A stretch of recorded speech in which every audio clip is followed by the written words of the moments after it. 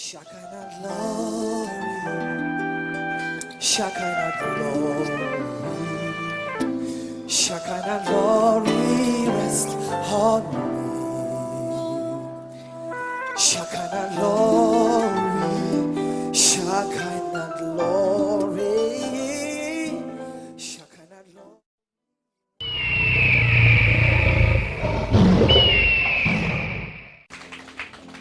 Vous pouvez vous asseoir. Matthieu 27, verset 52. Je ne vais pas le lire. Mais vous savez que c'est dans ce verset. Oh, on va le lire rapidement, juste pour nous situer par rapport à la période de la Pâque, période pascale. Ce qui est formidable, c'est qu'on a 3 jours de séminaire, n'est-ce pas? Mais ce qui est merveilleux, c'est que il y a eu un séminaire, un des plus grands de tous les séminaires. Si je vous le dis, vous serez peut-être un peu choqués, mais dans le séjour des morts. Il y a eu 3 jours de séminaire dans le séjour des morts. Selon 1 Pierre, Jésus est allé prêcher aux esprits captifs en prison. Dans le séjour du Hadès. Il y a 2 compartiments.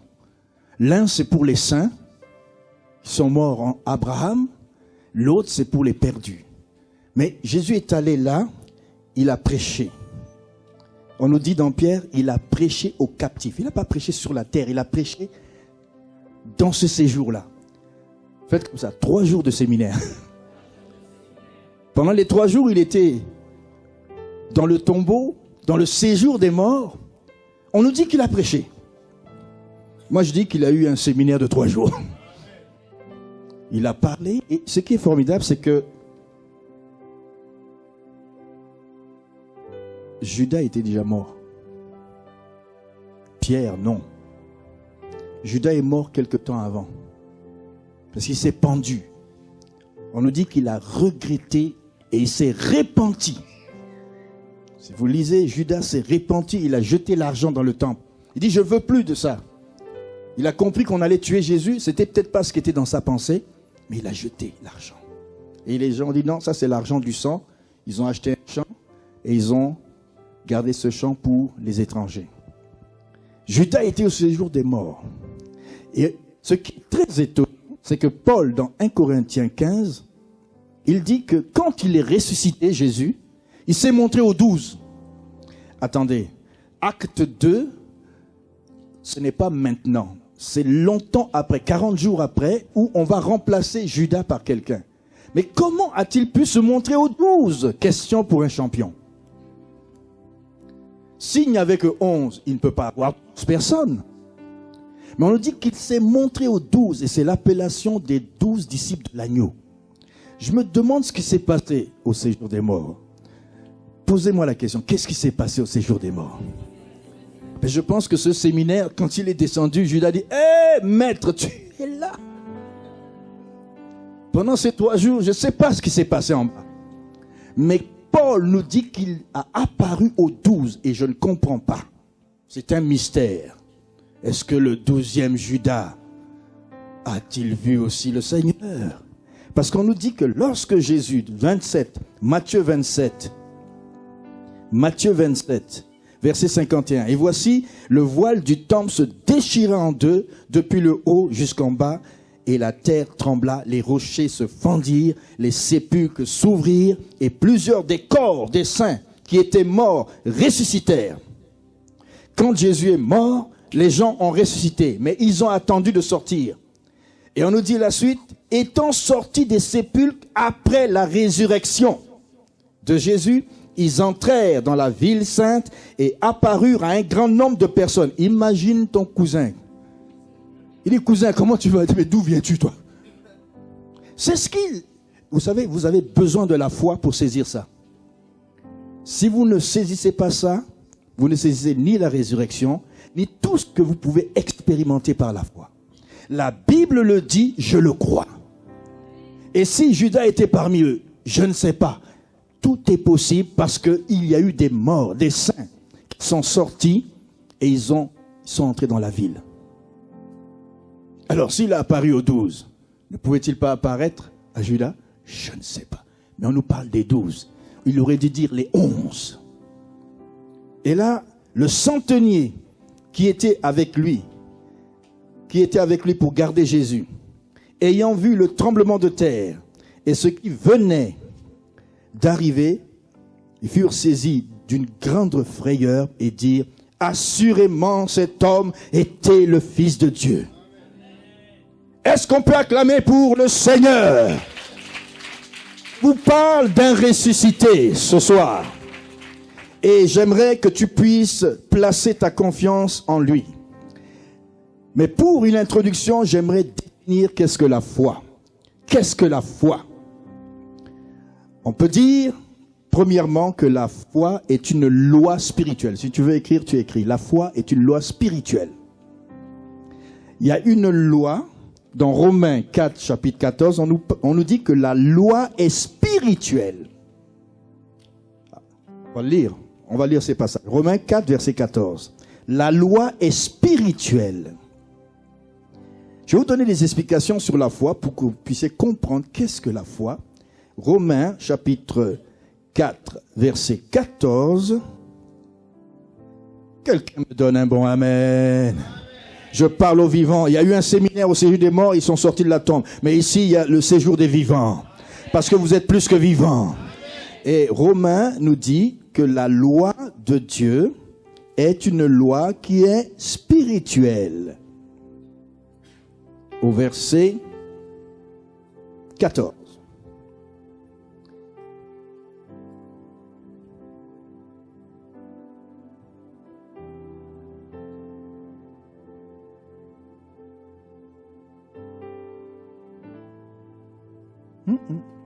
C'est pas dans celui-là. Je pense que c'est Romains 7. Voilà. Romains 7, 14. Excusez-moi. Nous savons, en effet, que la loi est spirituelle, mais que moi, je suis charnel, vendu au péché. Si la loi de Dieu, celle de Moïse, on appelait la loi de Moïse la loi, mais il y a une loi qu'on appelle la loi de la foi. Si la loi est spirituelle, la loi de la foi est quoi?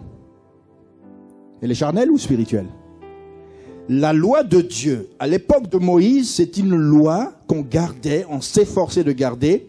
Ils n'ont pas arrivé à la garder parce que la loi, dans sa profondeur, est spirituelle. Si tu veux la garder, tu ne pourras pas, comme à l'époque de Moïse, t'efforcer de la garder et arriver à la vie éternelle. Parce que la loi de Dieu est avant tout spirituelle. C'est pourquoi Jésus est venu. Pour te donner l'esprit, pour que par la foi, la loi de la foi, qui est la nouvelle loi, qui est aussi la loi de Moïse, mais la loi de la foi, parce que nous marchons par la foi en Jésus.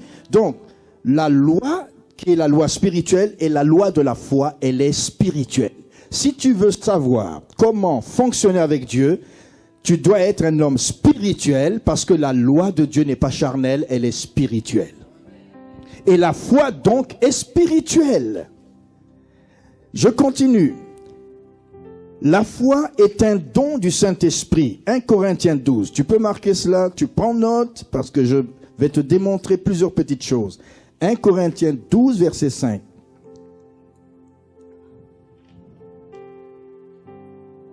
Il y a diversité de ministères, mais le même Seigneur. Diversité d'opérations, mais le même Dieu. Or, à chacun, verset 7, la manifestation de l'Esprit est donnée pour l'utilité commune. En effet, à l'un est donné par l'Esprit une parole de sagesse. Quelqu'un dit les dons spirituels. Alors, la manifestation de l'Esprit, c'est une manifestation avec 9 dons. Et la première, c'est la parole de sagesse. Je ne l'expliquerai pas. La deuxième, c'est la parole de connaissance. La troisième, c'est la foi. La quatrième, c'est le don de guérison. Un autre, le don d'opérer des miracles. Entre le don de miracle et de guérison, c'est pratiquement un peu pareil. Sauf que le miracle est instantané, la guérison est progressive. C'est quand on prie pour toi que tu es guéri, tu as envie de sentir ça tout de suite. Mais si tu veux sentir ça tout de suite, c'est le don de miracle qu'il faut. Parce que lui, c'est tout de suite. Il fait un miracle, il te guérit en même temps. Mais le don de guérison, c'est un recours progressivement vers la santé. C'est pourquoi quand on prie pour vous, vous sentez encore la douleur, ayez foi en Dieu. Dis à quelqu'un, ayez foi en Dieu. Et ensuite, on dit qu'il y a la prophétie, et ensuite le discernement des esprits, diverses sortes de langues, d'interpréter les langues. Mais il y a un troisième don qui s'appelle le don de la foi. Je vous dis que si vous avez ce don-là, vous avez tous les autres dons avec. Quelqu'un qui a la foi, il peut prophétiser. Quelqu'un qui a la foi, il peut avoir une parole de connaissance. Si tu as la foi, tu as tous les dons. Moi, un jour, j'ai dit au Seigneur, je veux pas tous les dons en même temps. Je veux d'abord le don de la foi. Avec le don de la foi, tu peux faire beaucoup de choses. Parce que tu sais quand tu reçois de Dieu. Tu sais qu'il y a un esprit par là, tu peux discerner. Le don de la foi, il faut le demander à Dieu. Autant que les autres dons, c'est un don merveilleux. Et ça fait partie des 9 dons de l'esprit. Mais le don de la foi aussi peut se traduire en fruit de l'esprit. Allons dans Galates chapitre 5, la foi, et aussi dans la catégorie de l'amour comme un fruit. C'est un don spirituel, mais c'est aussi un fruit. Nous allons dans Galates 5, 22. Vous connaissez les 9 dons, mais vous avez aussi les 9 fruits qui sont dans l'amour. C'est comme une orange avec plusieurs quartiers. L'orange s'appelle l'amour, mais les quartiers, on va les nommer.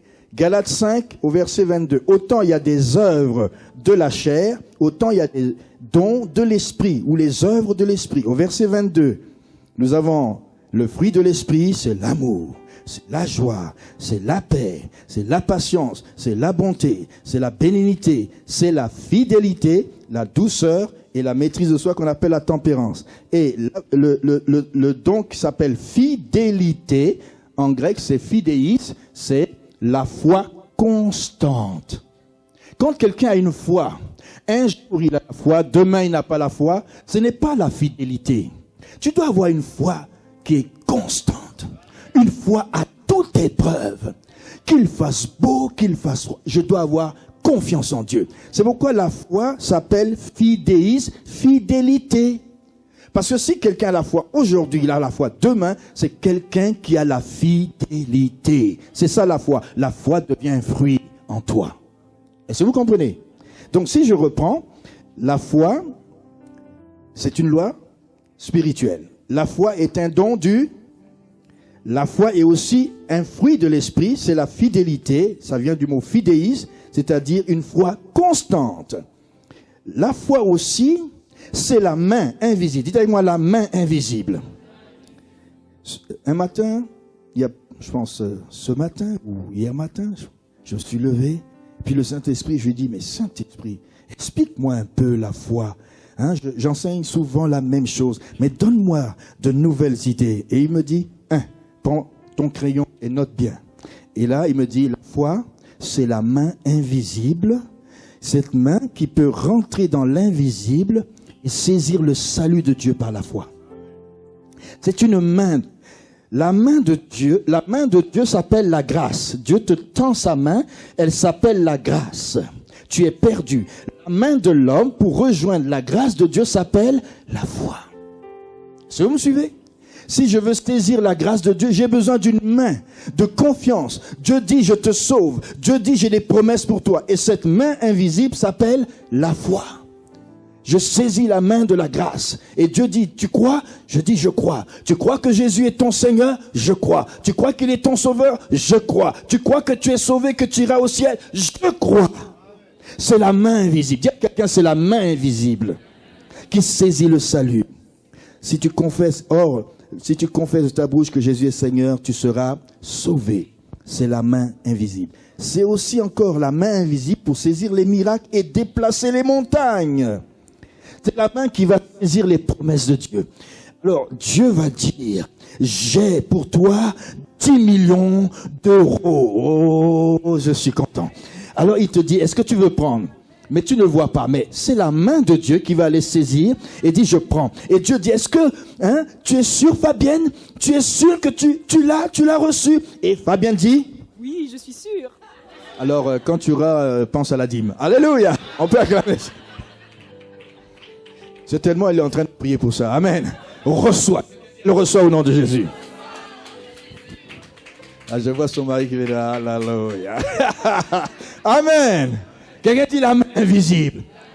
Dieu dit, est-ce que tu veux? Ta main va dans le monde invisible. Dis, je prends. Seigneur, je veux maintenant le virement. C'est le virement qui prend du temps. Amen. On va ouvrir la foi. La foi aussi, une arme. Dites avec moi une arme. Vous allez me dire, bon, est-ce qu'il a encore pris ça? Dans Éphésiens 6, il y a combien d'armes? Il y en a 6. Paul est en prison, il décrit un soldat et il est inspiré, parle du casque, la ceinture. Puis la 4e arme, dans Éphésiens 6, on va le lire. Revêtez-vous de toutes les armes. Tenez donc ferme contre les ruses du diable, car nous n'avons pas à lutter contre la chair et le sang, les dominations, les autorités, principautés, princes de ce monde de ténèbres, esprits méchants. C'est pourquoi prenez toutes les armes. Dites avec moi, prenons toutes les armes. En cette soirée, on prend toutes les armes afin de résister dans le mauvais jour et tenir ferme. Ça revient 3 fois. C'est comme Dieu martèle au nom du Père, au nom du Fils. Tenez ferme au nom du Saint-Esprit. Tenez ferme, il dit une 2e fois. Tenir ferme au verset 11. Tenir ferme au verset 13. Verset 14 encore, il dit, tenez donc ferme. Ayez à vos reins la vérité pour... Ça, c'est une arme défensive. Revêtez le casque, revêtez la cuirasse de la justice. Ça protège tes poumons, ça protège ton cœur. La justice de Christ, pas la tienne. Mettez pour chaussure le zèle. C'est encore une arme protectrice. Elle protège tes pieds. Tu marches sur les serpents et les scorpions. Et tu as du zèle pour l'évangile de paix. Et encore une autre arme, c'est la 4e arme. Prenez par-dessus tout le bouclier de la foi. Voilà l'arme. 4e. On est en avril. 4e mois. Amen. On prend, ça fait partie des 4 points cardinaux. Cette arme là-bas, dans toutes les directions. Quand l'ennemi veut te toucher, il ne peut pas parce que tu as la foi comme arme. C'est une arme qui te défend. La foi est la rationalité divine. Ça, c'est un peu plus complexe. On pense que ce livre, la Bible, n'a aucune rationalité. Ça a été écrit par des savants, des gens simples, des prophètes, des apôtres, des disciples. Mais dans ce livre, il y a une intelligence, mais elle est spirituelle. Elle a besoin de confiance en celui qui l'a écrit, le Saint-Esprit. Elle a besoin de confiance en Dieu, le Père. Amen. Elle a besoin que tu aies confiance en Dieu le Père, qui a inspiré ses prophètes. Et dans ce livre, il y a une sorte d'intelligence, mais parfois, ça nous challenge, ça nous défie au niveau de notre intelligence d'homme, comme j'ai dit, charnel. Et elle te dit, saute. Et toi, tu dis, ah non, c'est le vide. Mais Dieu dit, saute, pareil, je te rattrape. Est-ce que tu sauras le faire? Mais ça, c'est une intelligence qui a besoin de confiance. On pense que ce livre est un livre qui n'est pas intelligent. Mais dans ce livre, si vous le lisez, vous l'étudiez, vous allez voir que dans les profondeurs de ce livre, c'est vraiment un livre pour les savants que nous sommes, des hommes parfaits en Christ. Amen. La foi a besoin d'une intelligence spirituelle. Et cette intelligence, elle est dans la Bible. C'est la foi qui comprend qu'il y a des choses qui viennent à l'existence à partir de rien du tout. Allons dans Hébreux. Hébreux chapitre 11. Quand on nous parle de la définition de la foi, eh bien vous allez voir que tous ceux qui ont cru ont été listés comme un tableau d'honneur. Et je veux faire partie du tableau d'honneur de Hébreux 12 suite. Est-ce qu'il y en a qui veulent faire partie? Eh bien, ton histoire, Hébreux 11, est en train de s'écrire au ciel. Et on est en train d'écrire dans des livres que par la foi, Arnaud a fait telle chose. Par la foi, il a bravé les situations de sa vie. Par la foi, eh bien, ton nom c'est quoi? James, c'est un bon nom, Jack James, a fait telle chose. Par la foi. Eh bien, tu peux continuer à écrire le livre des Hébreux à ta manière. Et tous ceux qui sont listés ici ont une chose en commun, c'est la foi. La foi, d'Abel, la foi d'Enoch, la foi de Noé, la foi de Sarah. Tout cela. Mais on dit, or, la foi est une ferme assurance. C'est la main invisible, j'ai dit, non? C'est une ferme. Bon, il y a de l'assurance. C'est-à-dire que quand tu sais que ce que tu sais, c'est vrai, personne ne peut te l'enlever. J'ai beaucoup de témoignages, mais ce sont d'anciens témoignages. Il y a des nouveaux témoignages. Je veux des nouveaux témoignages. Et vous êtes les nouveaux témoignages. Amen. Le jour où mon épouse est rentrée à l'hôpital pour le dernier qui est né, il s'appelait Shekinah. Et quand il est né, il a fait un arrêt cardiaque de 3 minutes. Et quand pendant cet arrêt cardiaque, les médecins sont venus vers moi, ils m'ont dit, monsieur, nous sommes désolés. Et il ne respire plus. Il commençait déjà à dire, mais nos sympathies. J'ai dit, non. Il s'appellera Shekinah. Ma femme était isolée. Lui, il était comme déclaré, comment on dit, capote. Mais j'ai dit, non. Il s'appelle Shekinah et il va rentrer à la maison. Il s'appelle comment? Et il va rentrer? Pour ça, il faut un peu de foi, n'est-ce pas? Le médecin me regarde. Il est drôle, ce monsieur. J'ai dit, non, je suis sérieux, il va rentrer à la maison. Et 3 minutes après, ils reviennent. Ah, monsieur, son cœur bat, mais ça peut durer quelques heures. Après, il peut mourir. Je dis, non, on va le ramener à la maison. Amen. Tu voulais dire quelque chose? C'est toi qui as vécu ça. Elle était partie. Mais les médecins discutaient avec moi. Et si j'avais accepté, ah, mon fils est mort. Oh Seigneur, pourquoi tu m'as fait ça? Hors la foi. Dites-moi, hors la foi. C'est une ferme. Là, il y a des témoignages comme ça. Des témoignages qui disent, mais comment tu peux croire en des choses qui sont impossibles? Parce que quand tu sais que Dieu, le Dieu avec qui tu traites, c'est ce que je voudrais vous démontrer maintenant par une démonstration de confiance.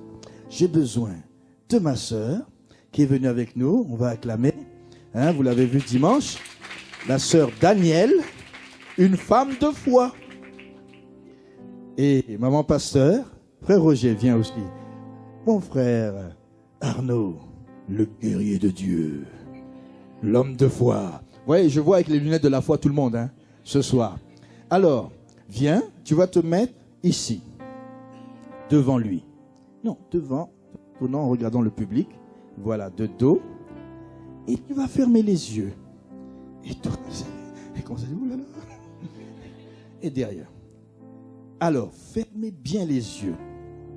Vous allez faire encore un petit pas, un tout petit pas. Voilà, là, comme ça. Et je vais vous demander de vous laisser tomber par la foi. Afin que celui qui est derrière vous rattrape. Fermez bien les yeux. C'est un geste prophétique. J'ai la foi, j'ai pas la foi, j'ai la foi, j'ai pas la foi, j'ai foi. Allez. Ah.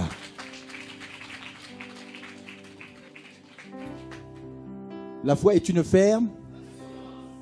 Ça veut dire que tu as eu confiance en...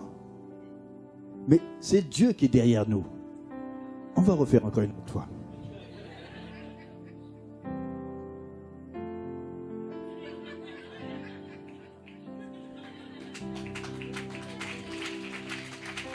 Bon, on va faire un autre. Avec toi. Viens. Oui. Moi. Qui veut la rattraper? Tu veux? Viens. Merci. C'est une démonstration de foi. Voilà. Viens derrière. Voilà. Quelqu'un dit la foi. C'est une ferme assurance. La Bible dit nous marchons par la foi, non par la vue. Donc, oubliez la vue. Tu fermes les yeux. Tu fais confiance en Jésus et à la sœur Gladys. Gladys, tu m'attrapes. Ne me laisse pas tomber. 1, 2, go. Ah, vous avez vu? Regardez ce qu'elle a fait. Gladys, j'ai confiance, mais pas trop. On recommence. Jusqu'à ce que tu aies confiance en Gladys. Vous voyez, c'est pas facile, hein? Mais c'est ça la foi. Or, la foi est une ferme assurance. Ah, tu as confiance en toi? Ah ben ça alors. Ben alors si tu n'as pas confiance ben, tu as confiance en elle. D'accord. Maintenant, aie confiance en toi. Allez, encouragez-la.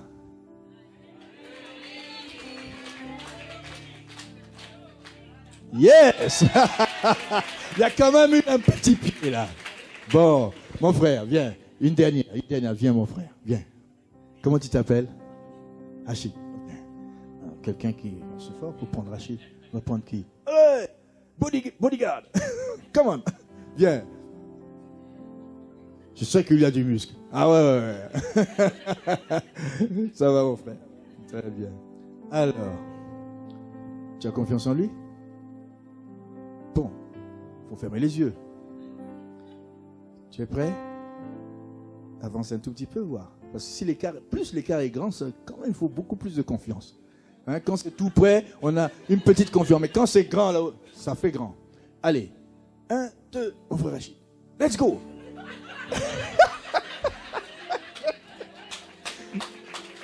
Alléluia, c'est bon.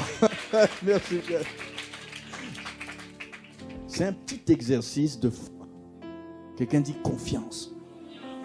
Mais c'est Dieu qui est derrière nous. Or, la foi est une ferme assurance. Cet exercice fait penser à une de nous. Je vais vous parler de Shekinah tout à l'heure, mais là, je vais vous parler d'une de nos filles qu'on a adoptée de la Côte d'Ivoire. Elle s'appelle Anne-Marie. Je l'ai appelée d'un surnom spécial, Faya, parce qu'elle est du feu. Alors, tu peux nous parler d'Anne-Marie? Qu'est-ce qui s'est passé avec son histoire? Bon, c'est une fille où le Seigneur nous a confié. Il y a notre fille qui s'appelle Danielle, la prophétesse. Donc, elle était là. Et cette fille, elle est venue au Canada. Arrivé à un moment, elle avait difficulté et ça n'allait pas. Finalement, le Seigneur a intervenu. Elle est venue à l'église et là, Dieu a mis dans mon cœur de la suivre. Et chaque fois, je l'appelais. Elle venait pas de fois, elle se cachait. Elle nous voit, elle fuyait, elle se cachait. Mais son amour est tellement fort dans mon cœur que je continue à l'appeler. Et un jour, elle est venue à l'église. Mais quand elle voit les filles, elle fuyait. Et elle commençait à fréquenter l'église. Maintenant, j'ai vu qu'elle persévérait. Et Dieu a dit, elle me confie cette fille par prophétie. Et je dis, bon, ok Seigneur, tu savais. Loger quelqu'un, parrainer quelqu'un, c'est quelque chose qu'on a vécu pas mal parce qu'on avait reçu pas mal de gens et des fois ça finit mal.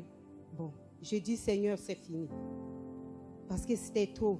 Mais après le Seigneur m'a dit, je te donne cette fille. J'ai dit Seigneur, j'accepte. Et finalement, j'ai accepté. Et dans ses études, ça n'allait pas, mais on priait. Et arrivé un moment, le Seigneur a dit, maintenant, adopte-la. Oui, Seigneur. Et le Seigneur confirmait. Et là, je l'ai invitée à la maison. J'ai demandé aux filles, Dieu nous a donné cette fille. Est-ce que vous voulez l'accepter? Les filles ont dit, non maman, on va l'accepter. Elle est venue avec nous. Moi, je connais mes enfants. Je peux me lever la nuit, 2h du matin. Le Seigneur a dit, prions. Parce qu'il y a quelque chose. Je vais téléphoner à chacun. Je dis, levez-vous à 2h du matin, 3h du matin. Tout le monde doit venir au salon. On va prier. Les enfants vont venir. Je les connais. Fais ceci, fais cela. Mes enfants vont le faire. Le matin très tôt, tout le monde peut partir, se lever, aller. Je les connais. Mais elle maintenant, venir se griffer avec nous, prendre le rythme de la famille, c'était pas facile pour elle. Et elle avait beaucoup de bagages, beaucoup de choses, parce que arrivé un moment, le papier, le problème de papier, et on doit vraiment prendre soin d'elle. Seigneur, on accepte. Et là, maintenant, l'adopter, être une mère pour elle. Les étudiants, ceux qui n'ont pas les papiers, le Seigneur est le papa des orphelins. Les papas qui prennent soin de ces enfants, le Seigneur peut faire. Si vous avez confiance à ce Dieu-là. Et on a commencé à prier avec elle. Mais on a fait beaucoup de délivrances, beaucoup, pour qu'elle puisse vraiment bénéficier à cette grâce, cette ouverture, rentrer dans la famille et faire ce que je peux demander à mes enfants. Tout de suite, ils vont le faire. Dieu a fait grâce. Arrivé un moment, c'était l'année passée. Ma fille a prophétisé, maman, il y a quelque chose encore dans sa vie. J'ai dit, ah, c'est quoi? Bon. Et un jour, elle est venue dire, maman, si tu bandes ses yeux, elle ne peut pas. Elle n'arrive pas à supporter. J'ai dit, ah bon? Ok. Un jour, elle est venue au salon. J'ai dit, bon, on va prier. Parce que moi, je dis, j'attends le jour où le Seigneur va permettre, on va prier. Et ce jour-là, j'ai dit, bon, ok, Anne, Faya, on va prier pour toi. Et elle s'est avancée. Et puis, ma fille a amené un foulard. On voulait juste mettre devant ses yeux. Elle criait. Elle n'arrivait pas. Elle n'arrivait pas. J'ai dit, ma fille, aie confiance en moi. Je suis ta maman. Aie confiance. On voulait faire. Elle me respecte. Mais elle n'arrivait pas à obéir. C'est là que je dis, ah ok, on a compris. Ce n'est pas ta faute. C'est là où l'apôtre s'est levé, dit, on va prier pour toi. Quand on a commencé à prier, l'Esprit s'est manifesté. Donc, c'est quelque chose qui est rentré depuis son enfance. C'est caché là. Des choses qu'elle a subies, qu'elle n'arrivait même pas à avoir confiance à quelqu'un. Et c'est là où j'ai dit, waouh, des fois on peut être là, on vit, on prie, on fait, mais l'esprit est rentré, se cachait à l'intérieur. Et puis, tout ce qu'elle fait ne réussissait pas.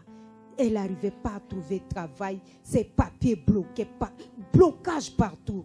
Et quand on a fini sa délivrance, on peut bander ses yeux. On peut dire avance. Elle avançait. Elle était obéissante. Et là, après, elle a eu ses papiers. Elle a eu des travail. Même là, elle travaille à un endroit où c'est vraiment bon. Ça gagne bien. Quand on voit vraiment comment l'ennemi bloque nos vies, on peut penser que ça va, tout va bien. Mais on monte, on n'arrive pas à avancer. On est en bas, on est en haut, on descend, on avance. Oui, mais le Seigneur a fait grâce à cette fille. Et aujourd'hui, elle est bien. Elle peut faire tout ce que ses sœurs, ses frères. Vraiment, c'est une fille que Dieu nous a donnée. Et je rends grâce à Dieu pour sa vie. Amen. Quelqu'un dit la foi. Ferme assurance. Mais l'autre côté, c'est une démonstration. Tu as une ferme conviction, mais tu dois la démontrer. Et ça, c'est ce qui est important. C'est parce que nous marchons par la foi, non par la vue. Il faut démontrer notre foi. Quand on dit, on va fermer tes yeux, il faut que tu sois confiant avec le Seigneur pour te laisser tomber dans ses bras. C'est pareil en tout. Parfois, on donne quelque chose à Dieu, on le reprend. On donne quelque chose à Dieu, un fardeau, on le reprend. Seigneur, tu déposes au pied de ta croix. Et puis, tu attends la fin de la réunion, tout le monde est parti, tu vas, tu récupères ton fardeau et tu rentres à la maison. Dis à quelqu'un, est-ce que c'est ça la foi? Dis à quelqu'un, déposer, c'est déposer. Laisse-toi tomber dans les bras d'amour. Aie confiance. Approche-toi de Dieu dans la plénitude de la foi. Hébreux 11 nous dit encore, pour l'avoir possédé, les anciens ont obtenu un témoignage favorable. C'est par la foi que nous reconnaissons que le monde a été formé par la parole. Mais là, j'aimerais vous parler encore de ce terme, le monde. Le vrai mot, ce n'est pas le monde sphéré, mais c'est les mondes. En grec, c'est les aeones. Ce sont les siècles. Alors là, qu'est-ce que tu veux dire, apôtre Dandon? C'est-à-dire que par la foi, depuis avant le commencement, quand Dieu a établi la terre, il a déjà établi tous les siècles devant lui, tout ce qui va se passer. Est-ce que vous me suivez? C'est par la foi qu'il t'a vu dans cette salle, dans le siècle du 21e siècle. Donc le mot monde, ce n'est pas le mot sphère, c'est les siècles. C'est-à-dire que quand il crée le monde, il a déjà vu tous les siècles devant lui. Les aeones.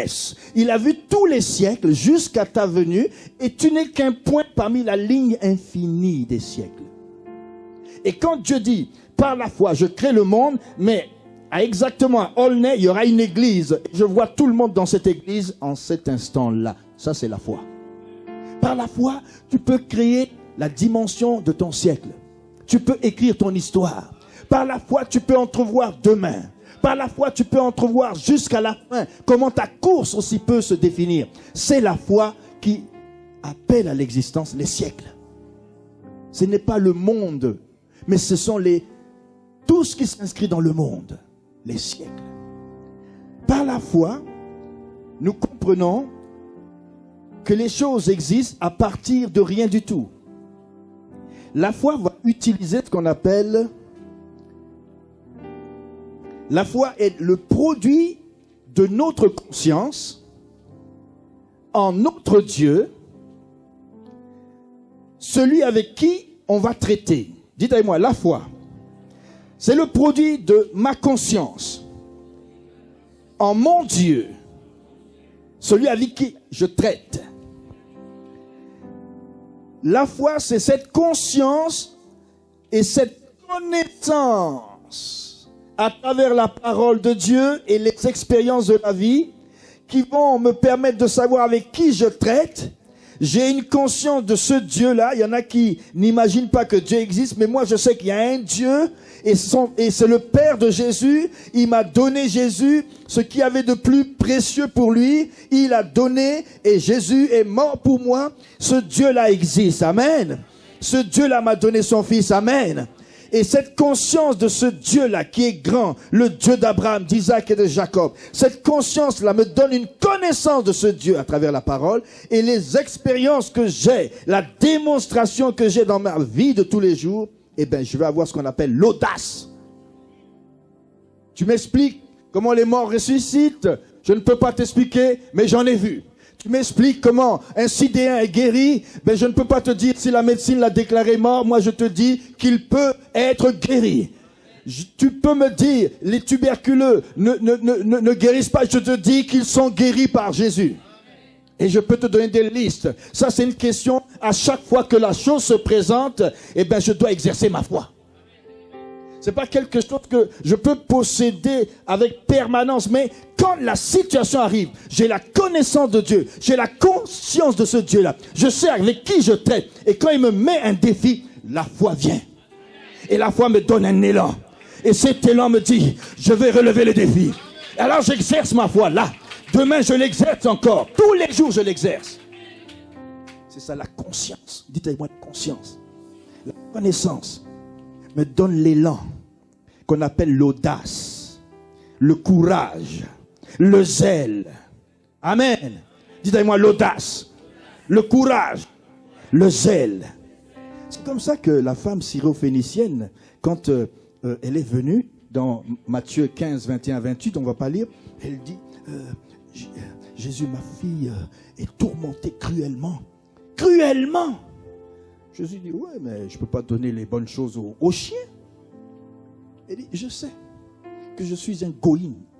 Ça fait partie des gens que les juifs rejettent. Tous les non-juifs sont des petits chiens.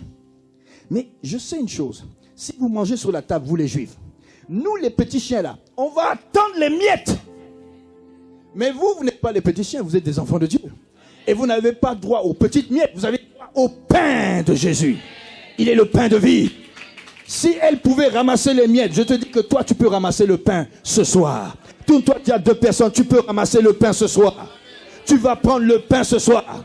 Tu vas catalambano le pain ce soir. Quelqu'un dit catalambano le pain ce soir.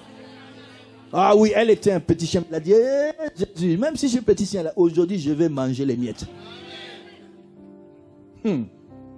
L'officier dans Jean 4, il quitte Capharnaüm. Il arrive, je pense, à Nazareth, à peu près 100 quelques kilomètres. Jésus venait de marcher une centaine de kilomètres. Il arrive à Nazareth. Et l'officier dit, eh bien, mon fils, il ne va pas bien. Est-ce que tu peux venir le voir? Et Jésus dit, 100 kilomètres encore? Je t'aime beaucoup, je suis prêt à tout. Mais je vais te dire une chose.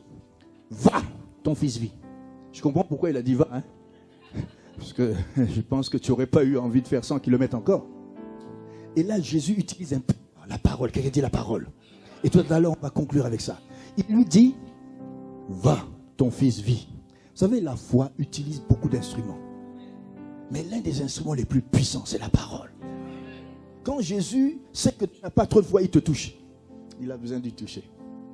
L'autre, il a dit, il a besoin d'un peu de boule dans...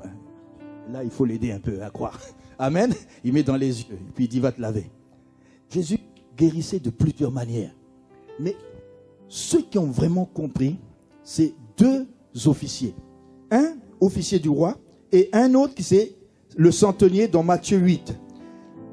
Pour l'officier là, dans Jean 4, verset 46, il lui dit, va, ton fils vit. Il vit? Je vais. Si c'est vous, vous avez dit, mais Seigneur, s'il te plaît, j'ai même apprêté un taxi spécial. J'ai dit, va. Dis à quelqu'un, va. Ce soir, tu pars. Tu rentres à la maison. Quand tu rentres, la solution t'attend à la maison. Ah, il y a quelqu'un qui t'entend.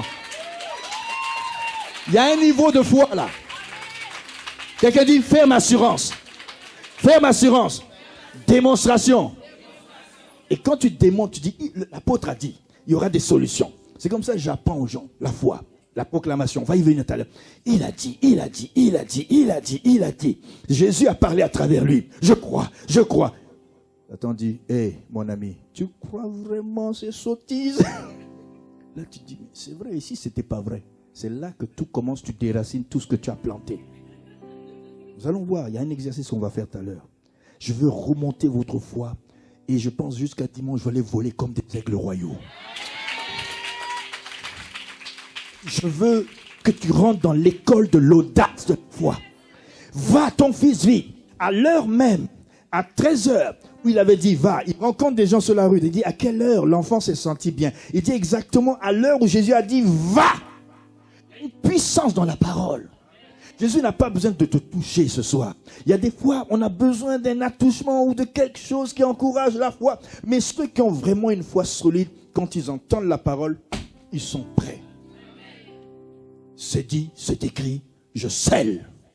Amen. Ça, c'est le niveau de foi que Dieu veut qu'on atteigne. Amen. Et pour le centenier, eh ben, Jésus lui dit, ben, j'irai. Pour cette fois-ci, il dit, j'irai chez toi. Même si c'est une maison souillée, je vais y aller. Il a dit non, non, non, non, non. Dis seulement un mot. Ça, c'est un autre soldat. On dirait que les soldats, ils comprennent le langage de la guerre, le langage des militaires, le langage de la parole. À mon commandement, gardez-vous. Chrétiens, à mon commandement, levez-vous. Il y en a d'autres. Oh, je suis fatigué. Ah, voyez-vous le genre de soldat qu'on est? Même le pasteur n'a pas voulu se lever. J'ai dit à mon commandement, s'il y a des soldats dans cette salle, debout. Il y en a qui ne sont pas soldats. Il n'y a pas de problème. Faites comme ça, au nom de Jésus. Ce soir, commence une nouvelle saison, une nouvelle ère dans ma vie de foi. Acclame Jésus. Voilà, vous êtes des vrais soldats. Je donne 20 sur 10. Vous pouvez vous asseoir. La foi utilise un instrument. Et je vais bientôt finir, on va prier. La foi utilise un instrument. C'est la parole, la bouche. La parole, la bouche et la langue. La Bible dit que si, dans Marc chapitre 11, vous allez voir que il faut faire très attention à ce que vous dites. Car Proverbe 18, 21 dit, la vie et la mort sont au pouvoir de... Nous gérons mal notre langue. La langue est un vrai gouvernail, dit Jacques. Comme le bateau, je mets comme ça, il va dans une direction, je mets le gouvernail. Tout le bateau prend la position du gouvernail. Je l'ai dit dimanche. Si le gouvernail dit direction succès, alors tout le bateau se dirige vers le... Mais toi tu dis non, direction critique. Qu'est-ce que le gouvernail fait? C'est un petit membre. Dis à quelqu'un, c'est un petit membre. Mais il enflamme ta vie et il enflamme la GN avec. Donc si tu veux utiliser cette langue, Proverbe 18, verset 21, la langue, nous dit Jacques, c'est le monde de l'iniquité. Celui qui veut jouir de la vie, vivre longtemps, prie chaque matin pour ta langue. Tu te lèves, tu tiens ta langue. Tu fais une imposition pour la journée. Vrai ou faux? Seigneur, je ne veux pas dire certaines choses, mais tu te lèves, tu vois, ah, ça commence. Arnaud dit, chérie, ah, laisse-moi, l'autre jour, tu te souviens, non? Le vase de Soissons. Hein? On commence à dire des choses. Attends. Moi, j'essaye de me lever, et puis quand je me lève, quand ma femme est à côté, je dis, allô, ma reine, la journée commence. Elle est ma reine, hein? Vous savez qu'on est des rois et des reines, hein? On n'est pas des princes. Est-ce que vous savez? Parce que le roi, il est au-dessus des princes. Et Jésus est un roi et nous sommes les rois. Jésus est le roi des rois et nous sommes des rois. Dans le royaume. Donc je ne suis pas un prince, je suis un roi. Normalement, on se tourne, on dit prince, princesse. Non, je suis un roi. Et alors je dis, allô ma reine, je dis, allô mon roi. Et là le diable a déjà peur, dit, je vais avoir chaud. Et on commence la déclaration. Amen. Il faut déclarer le matin des bonnes choses. Il ne faut pas dire, tu te souviens de la facture? Est-ce que tu l'as payé la facture là, hein? Quelqu'un dit, ça commence mal la journée. Quand la personne commence mal, bénis-la. Déclare l'opposé. Sans effet. Sans effet. Tu contrecarres paratonnerre. Je suis en train de vous secouer là. Le matin, surveille ta langue. Parce que Marc nous dit au chapitre 11, verset 12, le pouvoir qu'on a, Jésus l'a développé en maudissant le figuier. Et quand il a maudit le figuier, Pierre dit, c'est incroyable. Comment tu as fait ça? Il dit, ayez la foi en Dieu. Et le mot dans la langue originale de la Bible dit, ayez la foi de Dieu. Pistéou, tout déou. C'est-à-dire que ce n'est pas la foi en vous-même. Ah, tu parlais de la foi en toi-même, hein? Tu ne dois pas avoir la foi en toi-même. La foi en Dieu. La foi même en Dieu, c'est la foi de Dieu. Dieu, quand il regarde la création, il dit, terre sort, la terre sort. Donc, c'est le genre de foi-là qu'il faut que tu développes. Que tu développes. Tu dis, Seigneur, donne-moi ta foi. Et il dit, si tu as la foi, et au verset 20, le matin, en passant, les disciples virent le figuier séché jusqu'aux racines. Pierre, se rappelant ce qui s'était passé, dit à Jésus, Rabbi, regarde, le figuier que tu as maudit a séché. Il prit la parole et leur dit, ayez la foi de Dieu. Je vous dis, en vérité, si quelqu'un dit, dites-moi, dis, à cette montagne, ôte-toi de là, jette-toi dans la mer. S'il ne doute point en son cœur, mais croit que ce qu'il dit arrive, il le verra. Voir après avoir dit.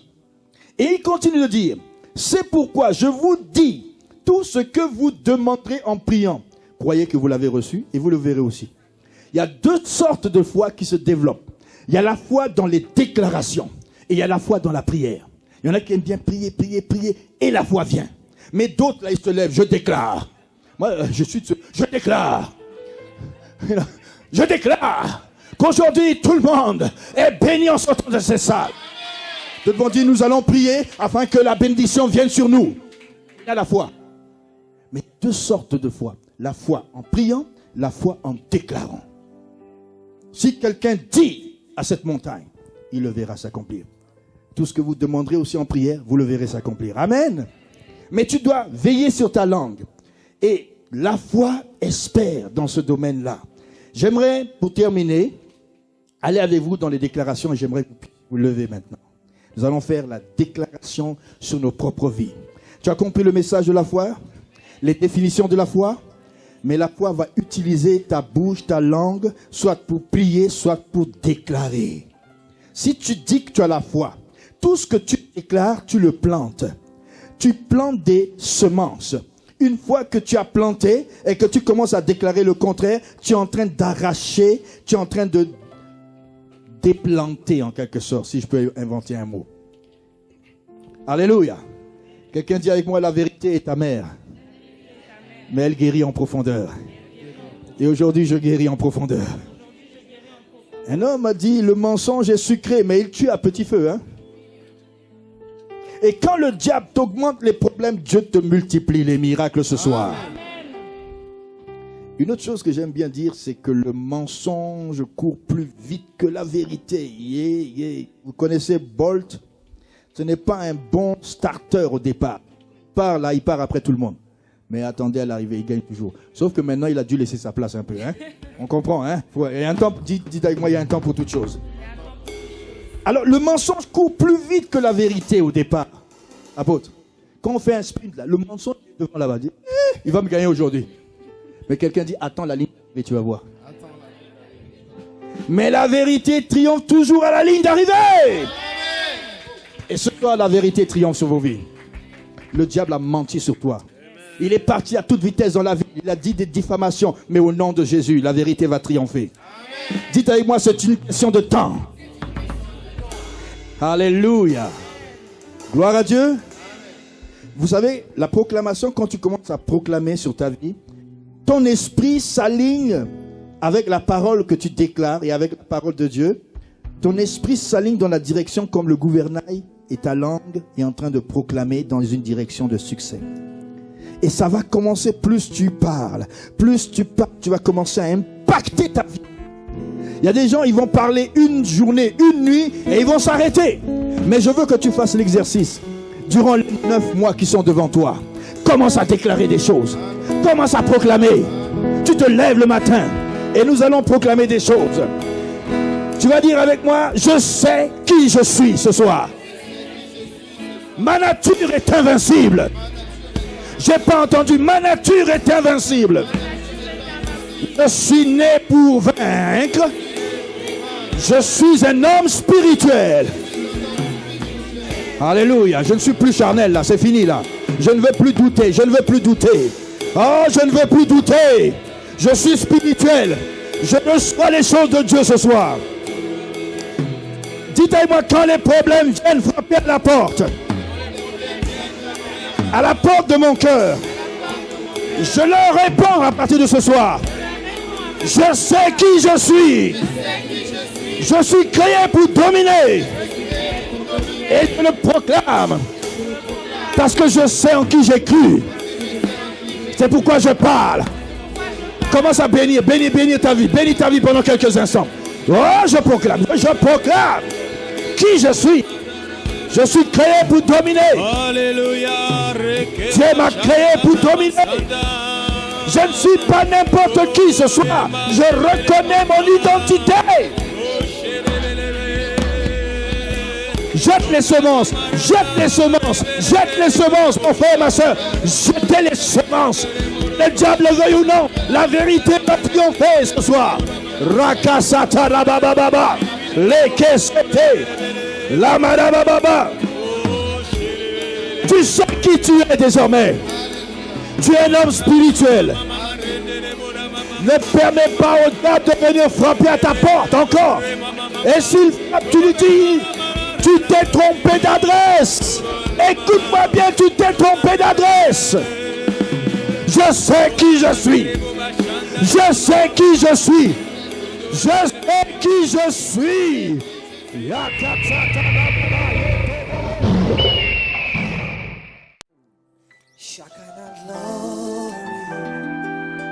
Shekinah glory, Shekinah glory, rest on me. Shekinah glory.